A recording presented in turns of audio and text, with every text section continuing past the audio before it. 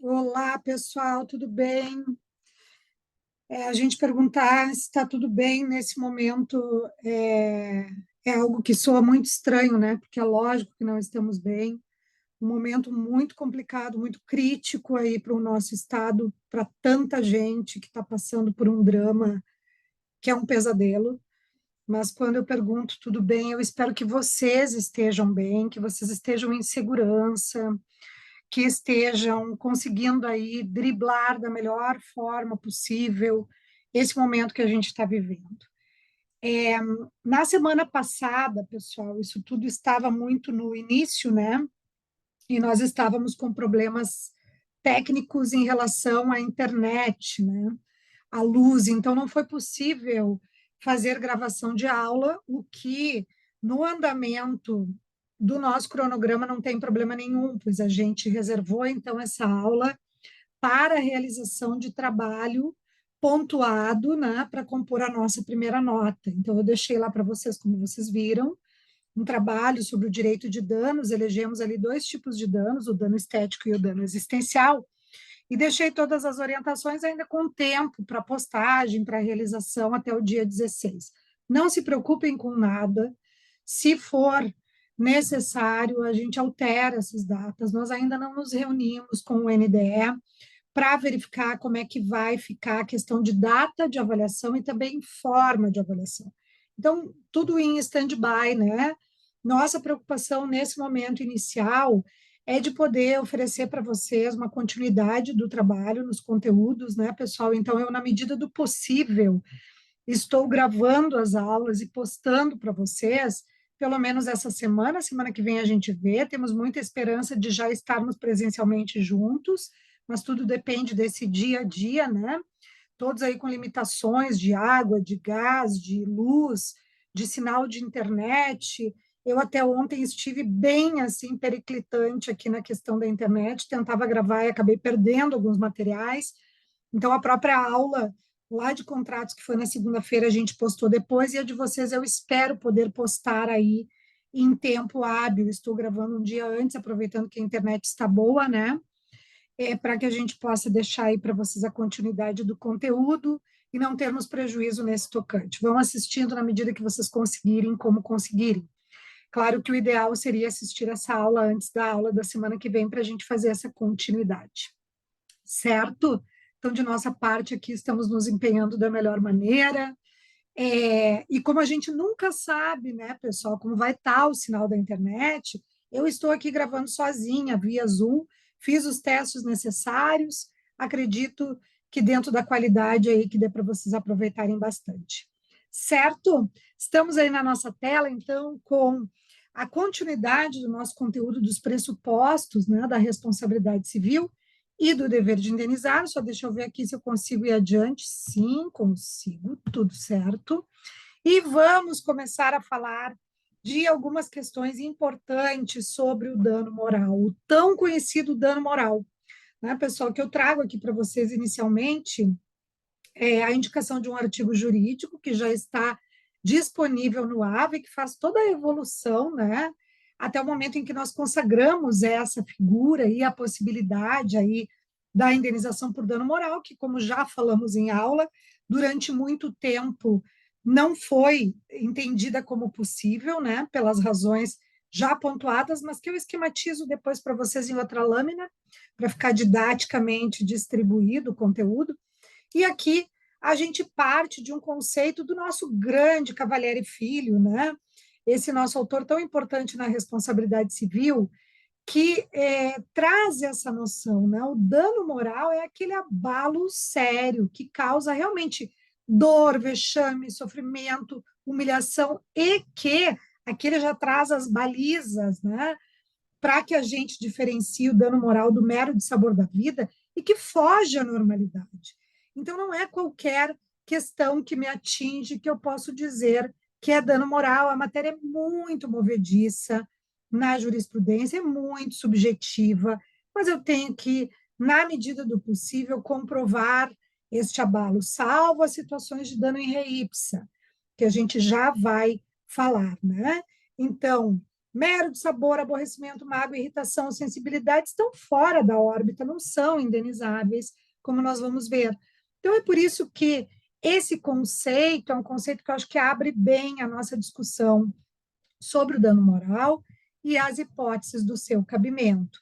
Nós já falamos disso, pessoal, acho que lá na primeira aula, pelo que me lembro, mas eu trago de novo aqui para vocês, só por uma questão de organização, já que nós estamos adentrando com um pouquinho mais de profundidade nesse tema, para que a gente lembre que nós tivemos muitas causas de resistência na proteção da pessoa, desse ser existencial, né? E dizer que danos que atinjam bens jurídicos tutelados, que estão na esfera da existencialidade e não do patrimônio, é algo que foi visto com muita ressalva, com muita resistência, com muita recalcitrância pela doutrina clássica, né, da responsabilidade civil. Então, tivemos aquelas causas de resistência, que é o patrimonialismo presente no direito civil, tanto já falamos sobre isso, desde o primeiro semestre, né?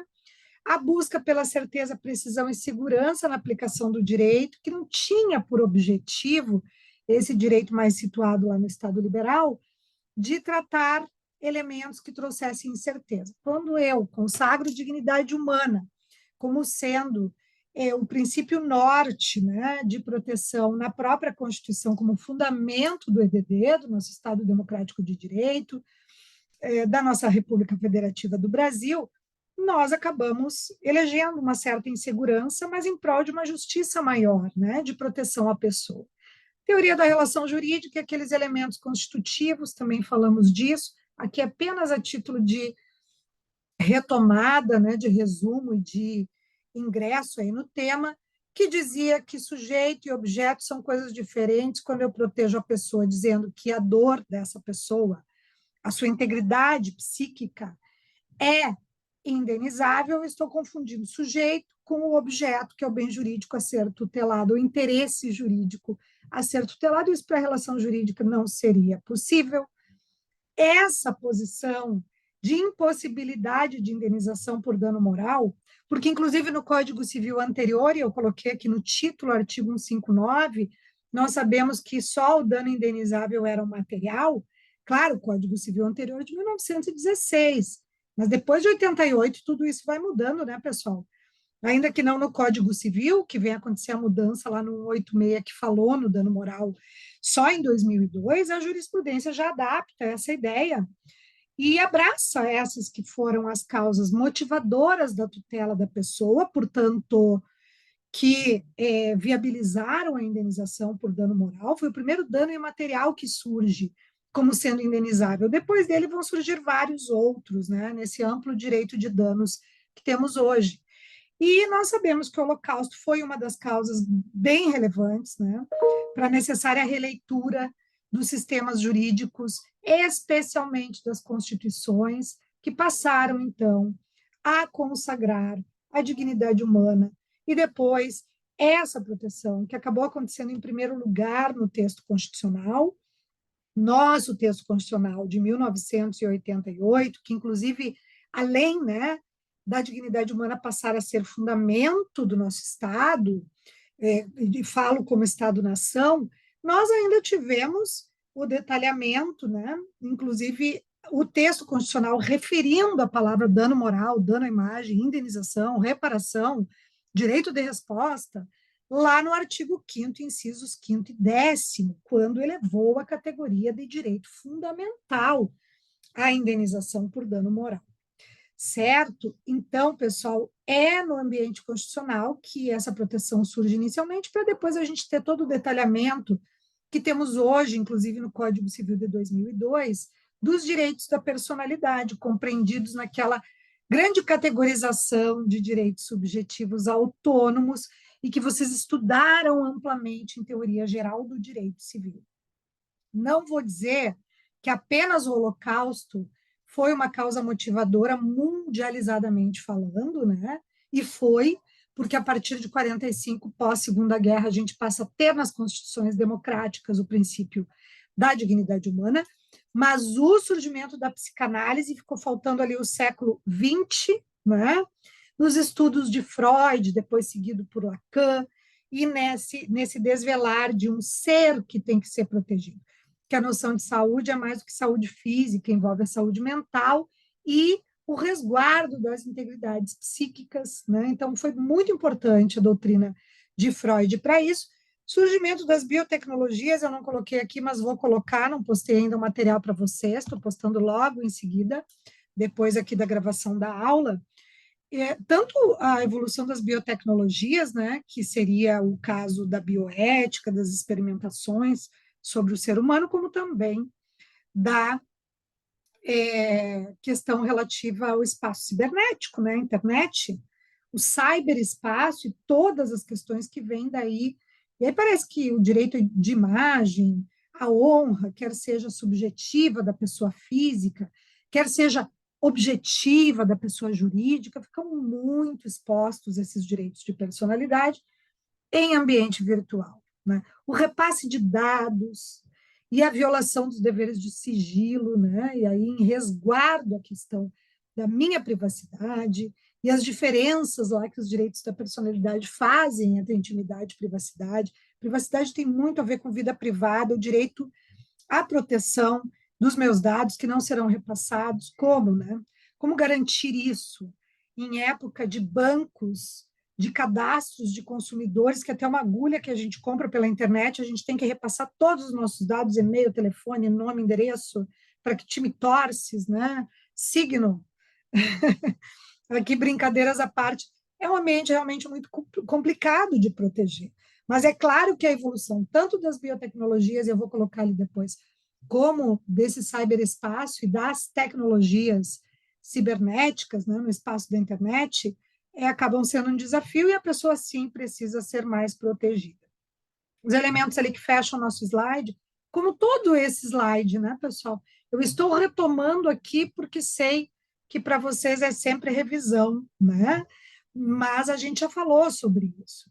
E a importância de situar aqui que a gente não teve o dano moral sendo reconhecido do dia para a noite. Foi uma luta esse reconhecimento. Então, nós não podemos banalizar o dano moral. Quando a gente trabalha com essa figura, nós temos que trabalhar com essa figura com toda a seriedade, com a prova que se exige, com a modulação adequada dos danos, para que a gente tenha um trabalho sério e que possa realmente auxiliar em construir uma jurisprudência bem técnica, né, sobre esse assunto. Certo? Então, a gente teve ali Constituição, falei do artigo 1º, inciso 3, também artigo 5º, inciso 5º e 10º, súmula 37 do STJ de 92, que disse que era perfeitamente cumulável indenização por dano moral e dano material. E depois o Código Civil de 2002, que vem aí com toda a tutela à pessoa, né? Vamos encontrar artigo 11 ao 21, capítulo dos direitos de personalidade. O 186 fala no dano moral também, né? Que é o nosso artigo que regula a cláusula geral, né? Do ato ilícito ali. E também temos lá na parte da indenização 927 seguintes toda essa contemplação. Certo, gente, para não esquecermos, né, deste caminho, e acredito que é sempre válido falar nele, relembrar este caminho, quando se começa a falar em dano moral. Nós vamos aqui, pessoal, por uma questão didática, dividir a nossa matéria em nomenclaturas, em pontos do conteúdo, no que se refere ao dano moral, para que vocês não sejam surpreendidos quando encontrarem essas expressões em questões, né, de concurso, de provas que vierem a realizar. Então, a gente tem que saber o que significa cada uma delas, porque é uma matéria construída muito na jurisprudência e na doutrina, a gente não vai ter isso na legislação, né? Então, muito bom que a gente domine esses termos técnicos até para trabalhar da melhor forma possível essas figuras. Depois nós vamos selecionar questões, né, sobre isso para que vocês possam aí estar praticando, como estamos fazendo aí desde o início do semestre. Então, veja bem, primeira divisão que a gente vai trazer aqui, esse 141, tá certo? Depois eu quero ver a divisão dos números. Se não estiver, eu dou uma revisada geral depois e posto para vocês o PPT bem corretinho em relação aos números. Então, quanto ao bem jurídico atingido, ou quanto ao sentido, se amplo, se mais restrito, nós temos qual a divisão do dano moral? Vamos dividir de duas formas. Eu vou trazer aqui para vocês, basicamente, 3 situações que são encontradas na doutrina em relação às espécies de dano moral. Então, nós temos o chamado dano moral puro, que é aquele dano moral entendido como sendo o mais usual, né? Subjetivo, porque diz respeito ao ânimos do sujeito, a uma questão mais interna do sujeito, ou ainda entendido em sentido amplo, que significa a dor emocional.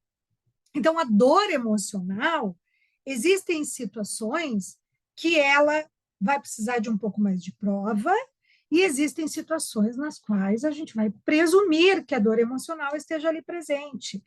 Ou será que é necessário uma mãe comprovar o quanto sofreu porque perdeu o filho?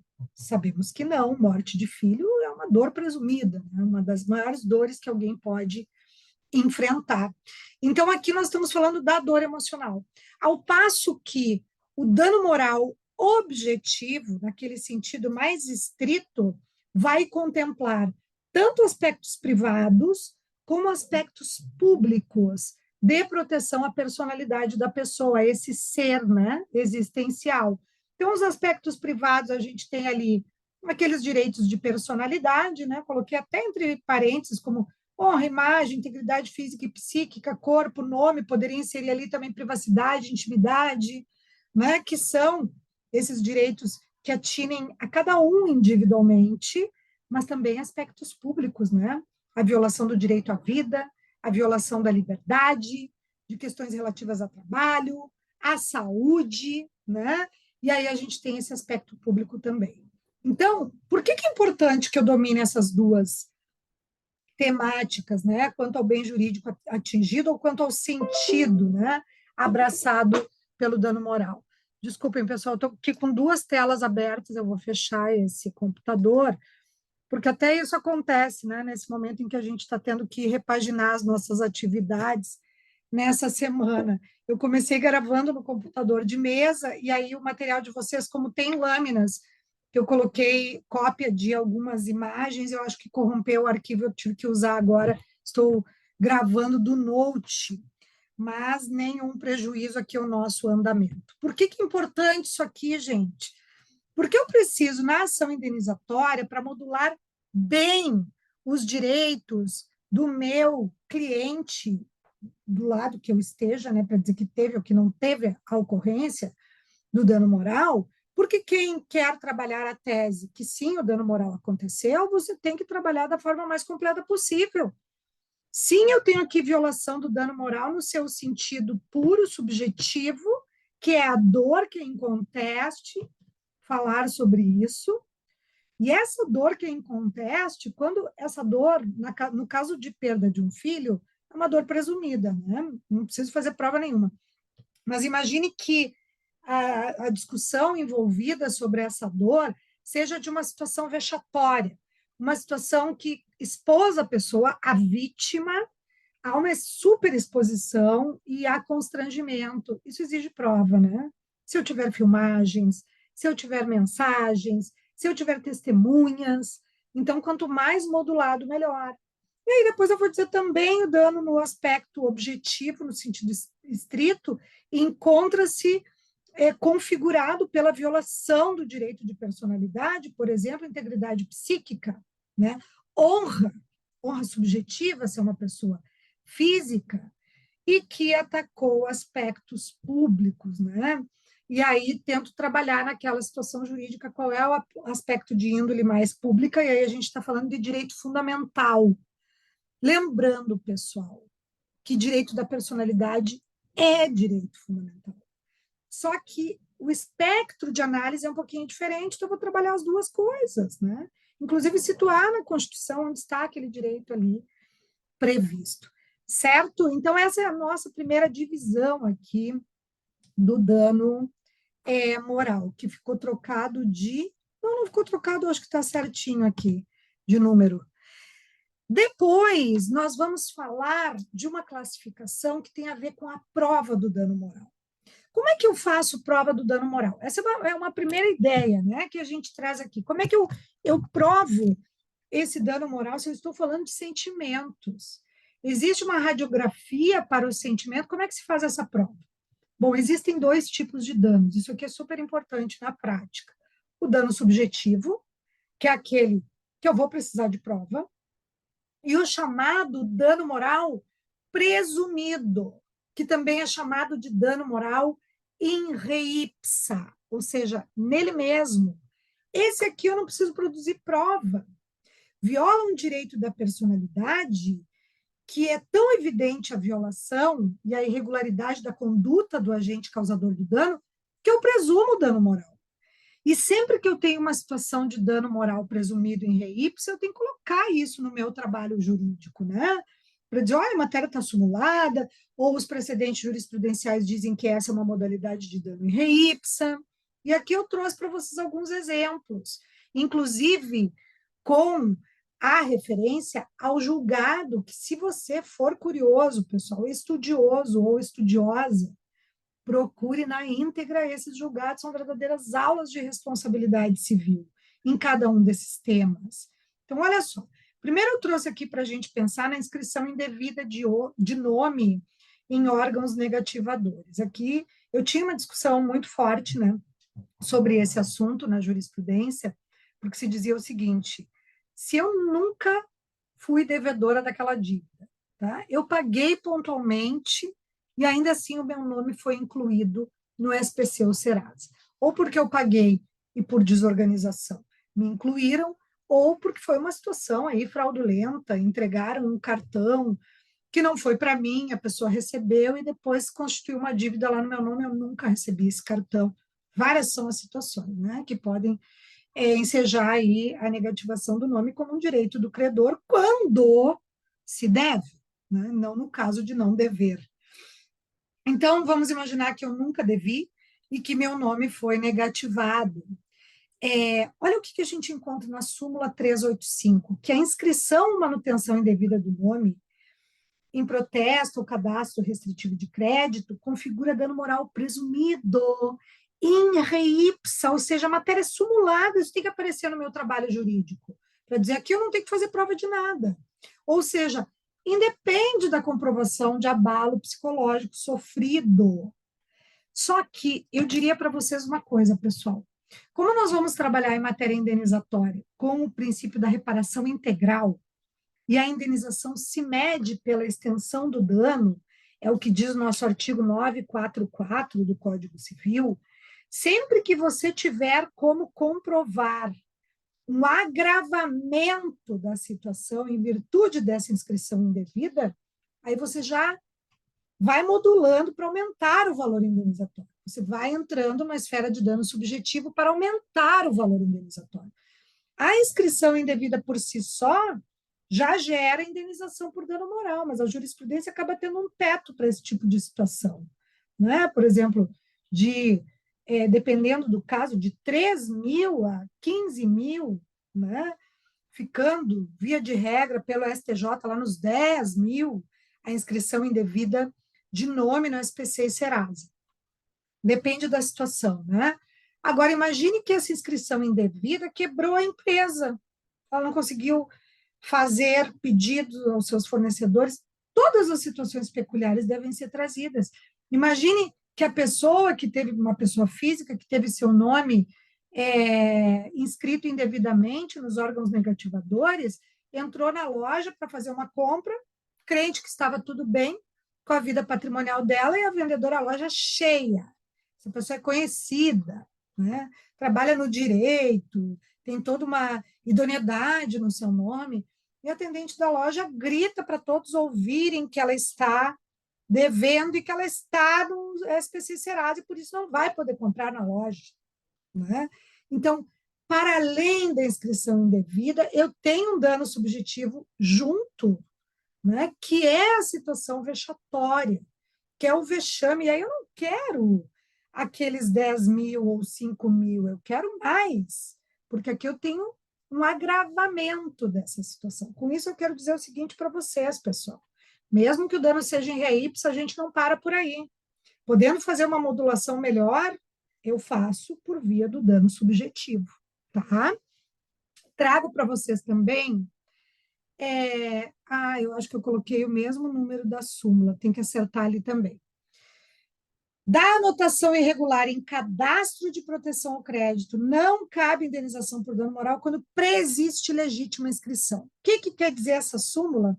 Já deixa eu ver aqui que eu já vou corrigir com vocês, porque uma é sobre a incidência em re ipsa, e a outra é para dizer que não cabe indenização por dano moral.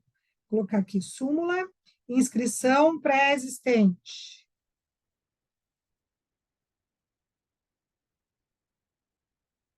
Essa é a 385. Então, vamos ver qual é a súmula. Inscrição, nome, in re ipsa. Só para não confundir.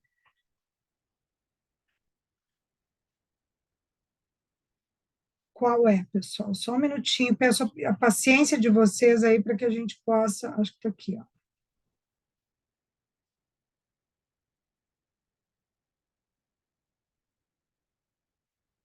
Não consegui encontrar. Depois eu acerto aqui no material, tá? Mas a gente tem uma súmula do STJ que diz o seguinte: eu fiquei devendo, vamos pegar duas lojas hipoteticamente, fiquei devendo para a C&A, certo? Venceu a minha dívida no dia 5 de abril, não paguei, e a C&A me inseriu no SPC Serasa. Depois, a Renner, no dia 15 de abril, 10 dias depois da inscrição da C&A, vai lá e me inscreve indevidamente, porque eu nunca fiquei devendo nada para a Renner. Nesse caso, eu vou entrar com ação contra a Renner, porque a inscrição indevida é da Renner, a da CA é legítima. Mas se existia inscrição anterior, que era legítima, não cabe dano moral, porque daí eu não tenho o quê? Não é que eu não tenha conduta irregular da Renner. Tenho. Mas eu não tenho nexo causal. Se eu retirar a inscrição indevida da Renner, não vai fazer nenhuma diferença. Eu estava inscrita igual, só que pela CA, que é a inscrição pré-existente, de forma legítima. Tá? Então, a gente não tem como dizer que aqui haverá indenização, só porque falamos no tema da inscrição indevida. Dano moral pela contaminação de alimento com corpo estranho, é um direito do consumidor na veia aqui, né, pessoal? Ai, mas a pessoa tem que provar que ela passou mal, ela não tem que provar nada. Só a sensação horrenda de você encontrar um corpo estranho num alimento que era para te garantir segurança, porque o CDC segue o princípio da segurança, é dano moral em re ipsa, diz a jurisprudência. Uso indevido de marca. Usou indevido marca, que era do outro, é tão irregular essa conduta que eu não tenho que comprovar prejuízo, é dano em re ipsa. Violência contra a mulher. Ela vai ter que provar o quanto doeu, o quanto ela sofreu. É re ipsa, né? Repito, dependendo da extensão dos danos, você vai trabalhando a modulação. Recusa do plano de saúde a autorizar tratamento médico emergencial. E aí a pessoa tem que entrar com uma ação judicial às pressas, pedindo liminar dano moral em re ipsa, quando deveria custear. Né? Então, tudo isso a gente entra com essa ideia da presunção de dano. Agressão à criança também é presumido, criança é hipervulnerável. Comercialização de dados pessoais em banco de dados nem se fala. Nós vamos encontrar, essas não são as únicas situações. Elenquei para vocês as mais trabalhadas em instância superior, lá no STJ. Mas a gente tem outros casos sendo enfrentados diariamente pela jurisprudência. Depois, mais tarde, mais além no nosso conteúdo aqui, a gente vai trabalhar um julgado que vinculou a figura do dano existencial, dizendo que naquele caso é em re ipsa, o dano existencial, por exemplo, que é reconhecido no direito do trabalho, né?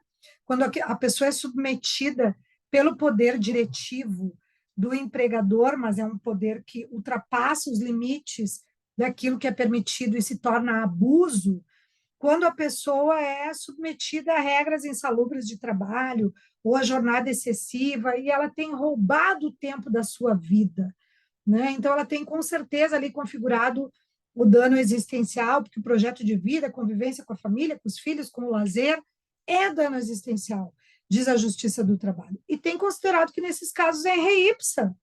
Se há esse abuso, não tem que provar o quanto eu sofri por ter perdido tempo. Eu perdi, ponto. Isso é dano moral presumido, caracterizado.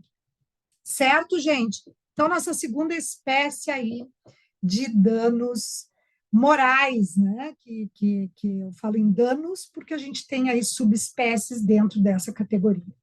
Ainda quanto ao sujeito que é atingido, o dano ele pode ser direto, quando ele atinge diretamente a vítima, que pleiteia por direito próprio a indenização, e dano que diretamente lhe atingiu, ou o chamado dano indireto, que é aquele efeito reflexo, né, do dano que atingiu a vítima. Nós temos um caso aqui, que eu vou deixar para ver depois com vocês, aí a gente analisa junto no mesmo caso o dano existencial e os danos indiretos. Esse dano, pessoal, indireto é aquele que atinge pessoas que são próximas à vítima, mas que, em virtude daquilo que acometeu a vítima, essas pessoas são acometidas também.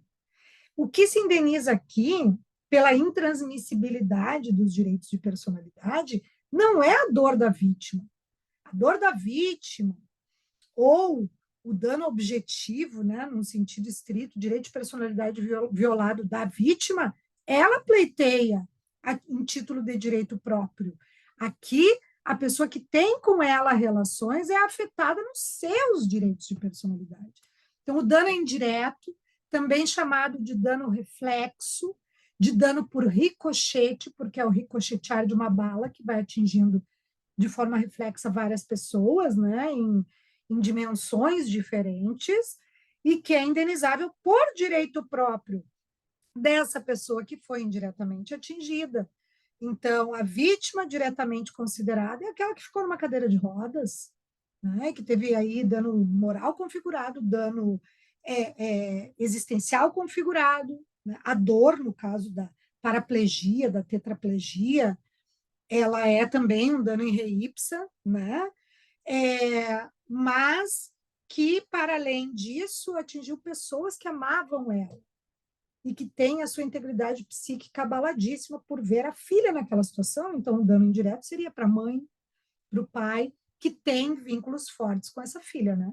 Porque os elos de afetividade, nesse caso, são muito considerados. É isso que faz a pessoa sofrer mais. Quanto mais afetivamente ela é ligada à vítima, às vezes o dano indireto por ricochete acontece na esfera patrimonial.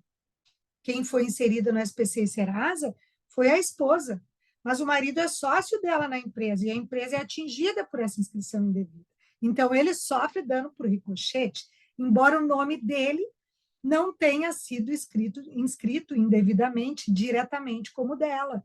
Então, ela tem um pleito por danos diretos, que obviamente o pleito indenizatório será fixada, né, a indenização, nesse caso, num valor maior, mas ele também tem direito à indenização, direito próprio, por danos reflexos indiretos que lhe acometem.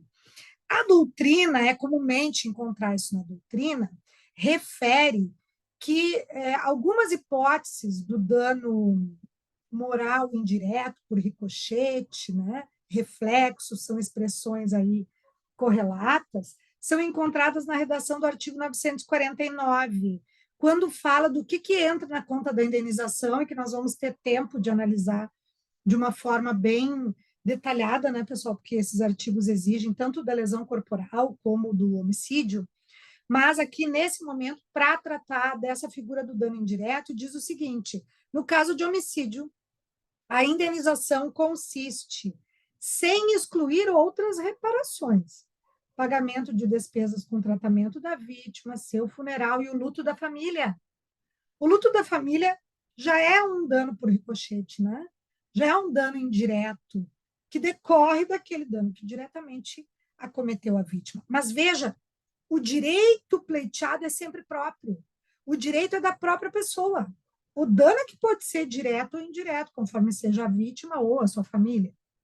Na prestação de alimentos às pessoas a quem o morto os devia. Aqui é um tipo de incidência de verba alimentar por ato ilícito, né?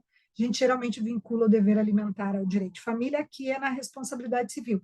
Vamos falar demoradamente sobre isso, para saber quanto, né? Em que patamar se fixa. Mas aqui nos importa o dano indireto o seguinte: aqueles a quem o morto devia alimentos, por exemplo, quem foi vítima de um acidente de trânsito por culpa do agente causador do dano, foi um pai de família que sustentava a mulher e 3 filhos, né? Eu tenho alimentos aí que devem ser fixados também nessa conta. E é resultado de um dano indireto, né? Levando-se em conta a duração provável da vida da vítima. E aí a gente vai falar sobre esses critérios na jurisprudência, né? Tem vários critérios aí envolvendo faixa etária, né? Tanto em relação ao homicídio como em relação às lesões corporais. Só não vai ser nesse momento para a gente não atropelar aí as coisas. Olha o que diz o enunciado 560 lá do Conselho Federal de Justiça, do Conselho de Justiça Federal, melhor dizendo, que são enunciados que vêm das jornadas de direito civil e se tornam verbetes, né? Direções super importantes nos decisórios, né? Para orientar os decisórios do judiciário brasileiro. No plano patrimonial, a manifestação do dano reflexo por ricochete não se restringe às hipóteses previstas no 948. Tá, parece óbvio dizer isso, né? Porque o próprio 948 fala sem excluir outras reparações.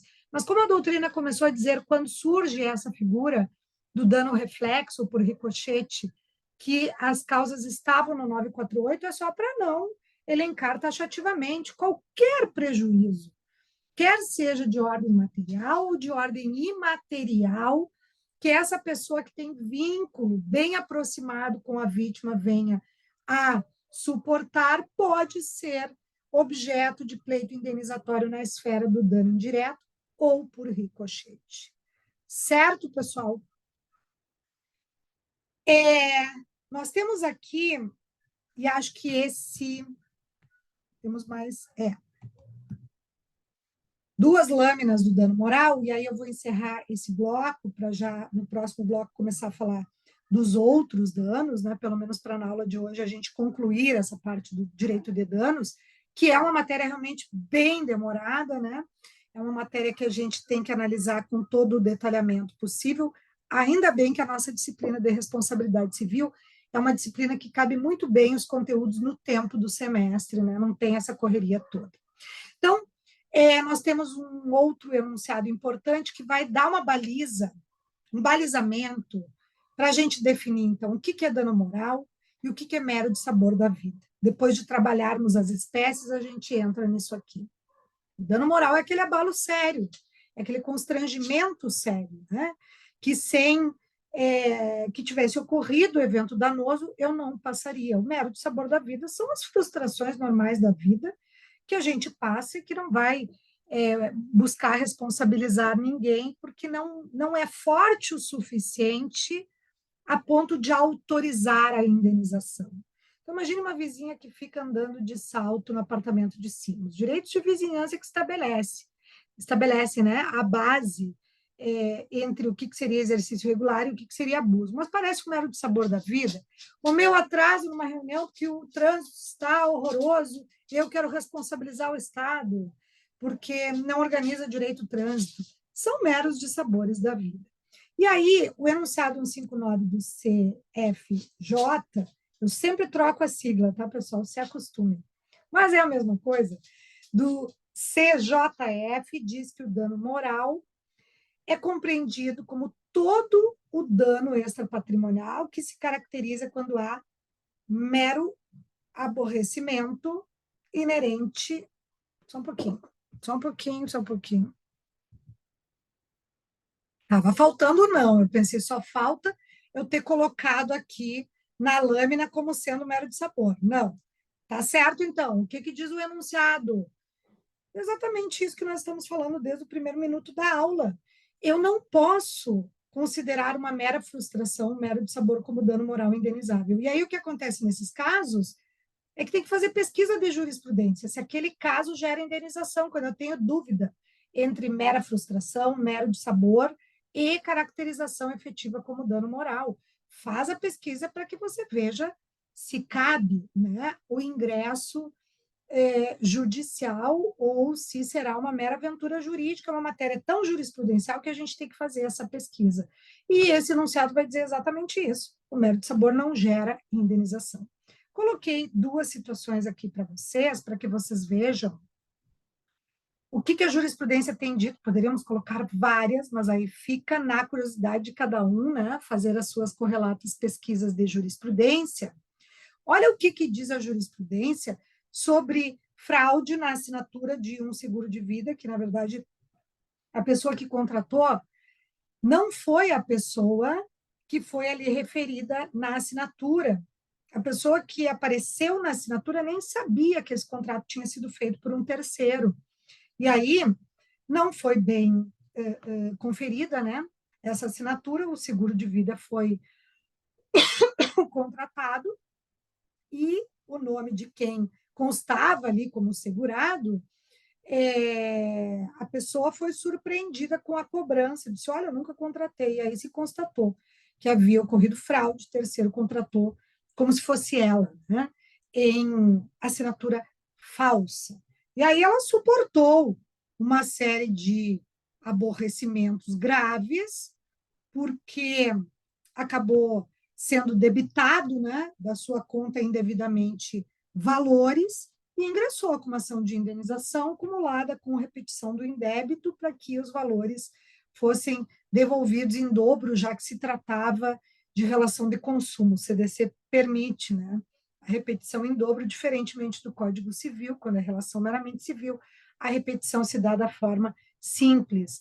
O tribunal entendeu, e nesse caso aqui a gente fala de recurso inominado porque é juizado especial, cível, que os danos morais restaram configurados, porque os descontos que foram realizados na conta dela, mesmo que ela esteja agora tendo direito ao ressarcimento, e ainda em dobro, os descontos que foram realizados comprometeram a subsistência dela, porque o valor que ela recebia, que tinha na sua conta, era modesto. Então, teve aqui, nesse caso, a configuração da privação de verba alimentar, portanto, violação da sua dignidade humana, né, da questão da própria integridade física e psíquica, e que essa situação ultrapassa o mero dissabor da vida. Então, veja, pessoal, como a gente tem que trabalhar com a ideia da configuração dos danos, especialmente os danos subjetivos que exigem prova, né? Então, o advogado aqui fez a prova de que o débito ocorreu de forma indevida, porque ela não é culpada por fraudes e por falta de cuidado, né, desse fornecedor.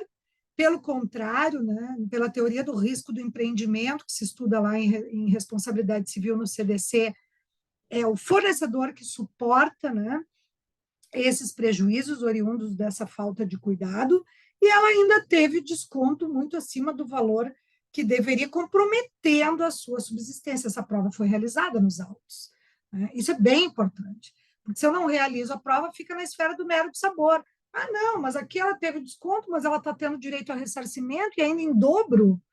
Que dano moral é esse? É mero de sabor. Não, o advogado foi além e comprovou aqui essa situação de comprometimento da subsistência, né, para que vocês vejam como é importante essa prova.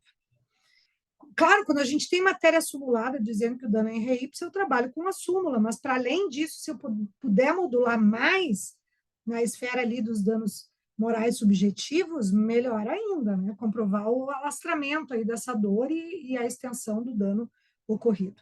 Olha o segundo caso, que não foi configurado como dano moral, foi entendido como mero dissabor da vida. É exame de DNA perante um laboratório, o laboratório entrega o laudo, ou melhor, atrasa a entrega do laudo. Por conta do atraso, as pessoas interessadas em ter esse laudo realizado falaram no atraso e disseram que sofreram dano moral pela espera, que foi injustificada, né, no sentido da demora na entrega do laudo que foi solicitado ao laboratório. Veja que as pessoas não perdem tempo em judicializar qualquer coisa. E é nesse sentido que a gente não pode deixar o dano moral banalizar. Essa decisão é uma decisão que mostra esse cuidado do judiciário. Quando diz o seguinte, vamos ver ali o que está em azul. O que aconteceu aqui? As autoras buscaram responsabilização do laboratório por suposto atraso e falha do serviço, por causa do atraso na entrega do laudo. Alegam que, em razão do atraso na entrega do laudo do exame de DNA, suportaram danos morais e materiais. Prova testemunhal que evidencia a conduta prudente adotada pelo laboratório. Então, o laboratório pode ter atrasado uns dias, mas isso não é motivo para a configuração de dano moral. É um mero dissabor da vida, que é o que conclui o decisório ali na tarja em amarelo. Para a configuração do dano moral, é exigida a prova do ato ilícito, demonstração de nexo causal e lesão a patrimônio, lesão a direito personalíssimo, que cause abalo psíquico efetivo, não se admitido compensação por simples transtornos ou dissabores. Quer dizer, o julgado não está dizendo que o atraso não é um transtorno, mas não é dano moral indenizável, né? São dissabores comuns à vida em sociedade, impossível concluir que a situação vivenciada tenha ultrapassado a fronteira do mero dissabor. Então, improcedência da ação não levou à indenização. Como a gente só tem o enunciado 159, que diz que mero dissabor não é indenizável, dano moral é indenizável, em regra é isso que diz o enunciado 159, nós vamos ter que trabalhar com essa modulação na jurisprudência. Tá, pessoal? É necessário para que eu não caia no mero dissabor, porque eu já esteja me precavendo, caso eu esteja trabalhando, né, para o autor da indenizatória, que a outra parte vá na sua defesa para o lado do mero dissabor, que não é indenizável. Trago aqui para vocês uma tabela meramente ilustrativa, né, do STJ. Essa tabela já tem um tempinho, né, mas é uma tabela sempre referida quando a gente trabalha a figura do dano moral, para que vocês vejam o quanto essa matéria é incerta, o quanto é uma das matérias mais difíceis de encontrar uma sistematização na jurisprudência, né? Mas é mais ou menos o que tem se considerado. E olha como muda de uma instância para outra o martelo que é batido em relação ao quanto indenizatório. Então, a recusa de cobrir tratamento médico hospitalar, quando não há dano à saúde, em segundo grau, 5 mil. No STJ, foi para 20 mil, porque também há essa tendência, quando isso começa a acontecer muito, de uma forma corriqueira, né? E vários são os casos que aparecem no STJ, tem que também trazer aí a função pedagógica da responsabilidade civil para que os ilícitos parem de ocorrer. Mas, da mesma forma que o STJ aumenta o valor, também baixa quando é necessário. Recusa de fornecer medicamento, que o Estado sabe que tem que oferecer, que tem que fornecer. 100 mil reais, não estou nem falando de dano à saúde aqui. E depois no STJ foi para 10 salários mínimos, todos os processos aqui correlatos, cancelamento injustificado de voo, de 100 salários para 8 mil. Enfim, pessoal, não vou falar de todos aqui as hipóteses, mas é uma tabela só para mostrar para vocês que a gente vai levar como um parâmetro mais ou menos o que tem definido o STJ, salvo se eu consigo configurar com as peculiaridades do caso o alastramento do dano, o alastramento das consequências para aquele que suporta o dano. Tá? Então, é muito importante que vocês tenham em mente que não tem tabelamento, não existe tabelamento. Né? Há uma tendência, mas aí, na medida em que eu vou modulando, vai aumentando. Agora, veja lá embaixo, só para não deixar de falar, alguém que é preso erroneamente, segundo grau, não há dano, porque é o dever do Estado averiguar, mas a pessoa foi presa, né? E aí depois o STJ diz, não, tem direito à indenização, porque ele também não teve culpa nenhuma, né?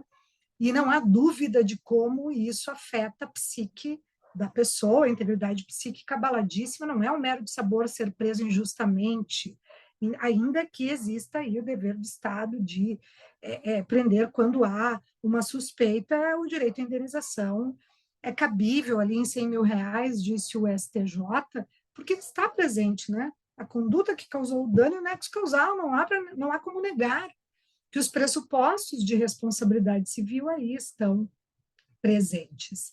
Certo, pessoal? Eu finalizo aqui o bloco 1, vejo vocês no bloco 2 para a gente continuar aí nosso direito de danos. Vamos falar um pouquinho, brevemente, já que foi objeto do trabalho de vocês, dano estético, dano existencial, dumping social e o critério de balizamento aí da quantificação dos danos, o critério bifásico, que é o que nós temos hoje na jurisprudência. Espero vocês lá.